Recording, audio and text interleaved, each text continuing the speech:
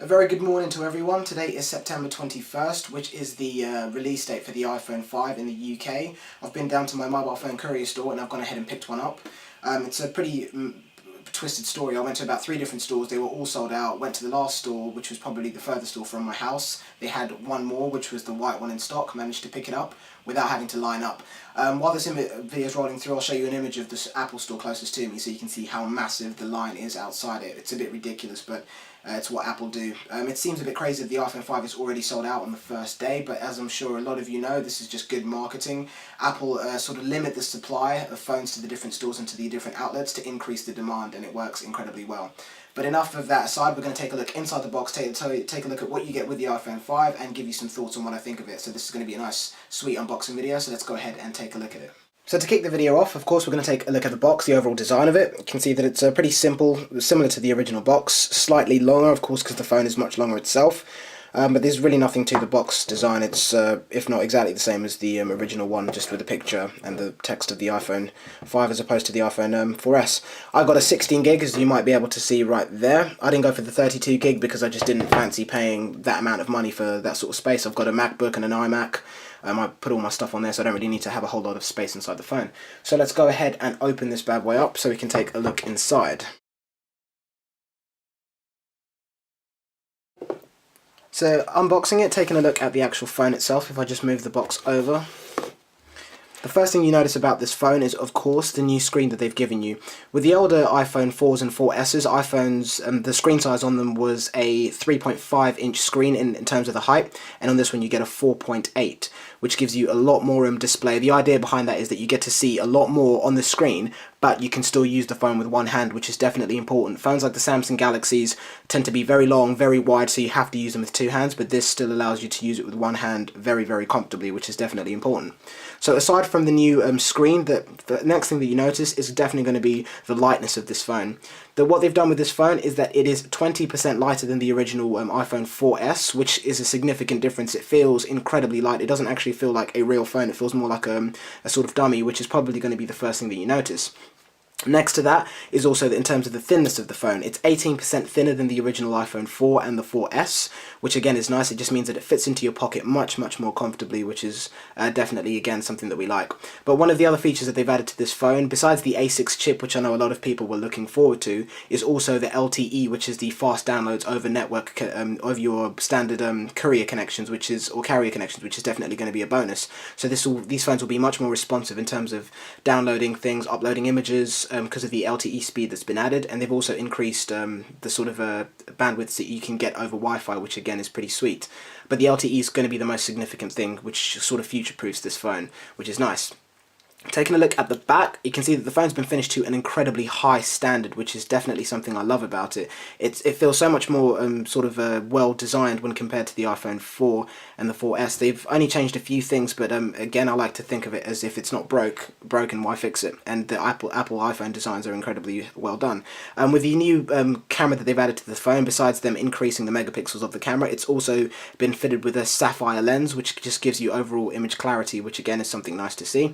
But it's got a nice sort of lightly textured back, which is it just fits in your hand really comfortably, and it doesn't slide around while you're holding it, which is going to be a bonus because you don't want to be dropping the phone. Taking a look at the front, it has an incredible mirror finish along the front of the phone. It's incredibly clear. It's like looking into a mirror, hence the mirror finish name, which again I really love about that. And they've also increased the megapixels on the front camera. You can now get 720p out of that, and you also have a 1.2 megapixel camera. So one of the things that Apple have done to the new iPhone 5 is also changed the charger slot, as you can see over there. They've done away with the older ones that we've seen pretty much on all of the generations of Apple products, including the iPods, and they've replaced it with a new one called Lightning. The idea behind this new charger is that you can be it's a digital cable that can be plugged in either way, which makes it pretty convenient, so you don't have to worry about sort of damage marks at the base of the phone, because that's something that happens quite a lot, because the older chargers only went in one way, so if you stuffed it in the wrong way, you'd sort of scuff the sides up of the charger slot, which is quite annoying, but they've replaced that, so you don't have to worry about with this new Lightning ones. If I just show you this really, really briefly, you can see that it's a much, much smaller product, and it can be plugged in either way, which is the most important thing about it. There is no right or wrong way to plug it in, which is pretty sweet. So the charger itself, pretty much this part, the bit that goes into the wall anyway, looks pretty much the same as the previous one. No changes there. I can't see anything different at all there. Moving that over to the side, opening that up. This is definitely going to be something new. This is the new EarPod headphones that they've given you. You can see they get a really nice carrier case. Again, with Apple's things are always so well designed. Again, I'll give you a nice close-up view of this so you can see exactly what you're getting. But we're going to go ahead and open this up and take a look inside. So once again, Apple stuff is always so well designed, well presented. The new EarPods are meant to be a sort of revolutionary headphone that's meant to rival things like you know, the big names in the headphone market or sound market. I'm not going to name them, I'm sure you guys already know who they are. But the whole point behind these is that what Apple did, they did a survey, they scanned thousands of people's different ears in order to get the sort of best shape for an all-round headphone that would sort of fit in anybody's ears regardless of shape quite comfortably, and that's what they've come up with. You can see how it has this sort of long protruding neck that goes inside your ear, and also directs the music sort of directly into your eardrum rather than just spreading it around the ear, which is, again, it's pretty sweet. It's got all of these different sort of lines inside it over there, which are supposed to help the sort of audio quality that you get. But the main feature about these is you can see how they're sort of given a long neck to direct the sound waves directly into your eardrum. So we'll test these out. We'll see if they do rival the sort of big name headphones and see if they're better. But of course, with the earphones, you still get your standard volume control, so you'll be able to adjust the volume from the earphones without having to touch the phone. You can also skip through the tracks, so all of that's pretty much the same, and it also has the mic built in, so you can use it as a hands-free kit. I also thought it'd be a good idea to show you an example of the new SIM cards that go into the iPhone 5. So the top one over here is the one that was in my 4S, and this is the one that goes into the 5. You can see it's a hell of a lot smaller, so you can't even have your old SIM card simply cut down to size and put into the new phone. You have to have a new SIM issued out, which is quite annoying. It means that I've got to use a temporary number until this number from this SIM card gets imported onto that one. So that's something to keep in mind if you're going to be getting an iPhone 5. You need to know that you need to have a SIM card ready, or if you're getting a new contract or a new SIM card or a new number, then it's fine. But if you want to use your old one, you have to have it ported over, which takes normally, for us, 24 to 48 hours. But because of the delay and mad rush of Apple, that's probably going to be extended a little bit, so just keep that in mind. Of course, last but not least, we'll take a quick look at what you get inside the little booklet or the little pack that always comes with the iPhones.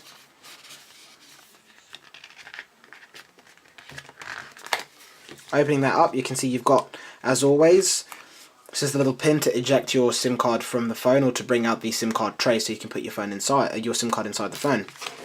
From there, if we open that up, take a look inside, got a little hello booklet there from Apple. It gives you a bit of information about the new iPhone 5, the new mapping system that they've imported, because as you know, no more Google Maps. You have to use the new iOS 6 maps. It just gives you a couple details about the new features that they have, like the panoramic sweep mode and stuff like that. More product information over there. And as always, you get those Apple stickers, so if you want to go crazy with these things, put them on your laptops or your walls or whatever, you get those included there as well, which is pretty sweet.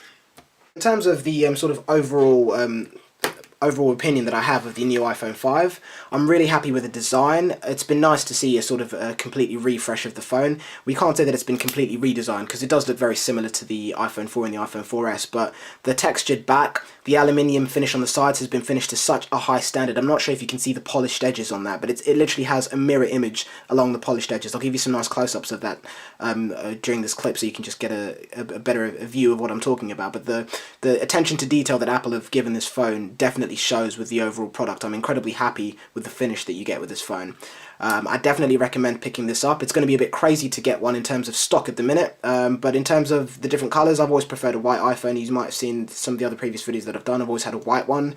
So it's just a case of hoping that your areas have them in stock, but I absolutely love this phone. I love the finish, and the next video that I'll be doing on this is going to be a review. If you guys are looking forward to seeing that, just let me know so I can go ahead and record that for you. But this has just been a quick unboxing of the iPhone 5.